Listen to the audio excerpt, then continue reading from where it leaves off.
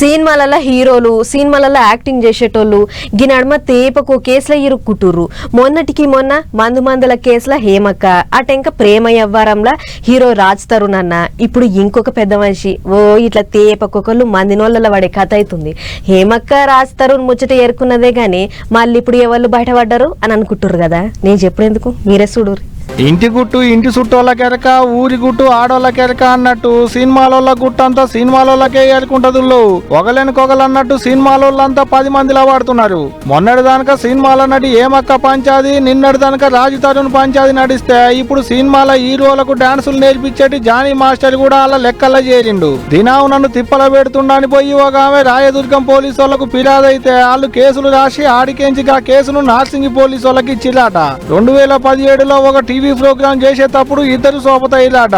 గట్ల అప్పటి సంది తాపకోపాలి ఫోన్ చేస్తుండాట, ఇబ్బందులు పెడుతుండాట. ఆయన చెప్పినట్టినకుంటే ఇక ఇప్పటి సంది ఎటువంటి అవకాశాలు రానియనని కూడా బెదిరించిండు అనేది ఆమె పోలీసు వాళ్ళకి ఇచ్చిన ఫిర్యాదులో రాసిన ముచ్చట. ఇది ఒక్కటే కాదు, ఓ 10-15 వద్దుల కింద ఒక డబ్బా మూట కట్టి ఓ ప్యాకెట్ ను కూడా ఆమె ఇంటి ముంగటేసిపోయిలాట. ఇక ఇదే నీకు ఆఖరి షూటింగ్ అని దాని మీద రాసిన్నదట. అది కూడా జానీ మాస్టరే చేయించిండు అనుకుంటుందట ఆమె. అంతేకాదు పెళ్లి చేసుకుంటానని కూడా చెప్పిండట. మతం మార్చుకోవాలని తిప్పల పెట్టిండట.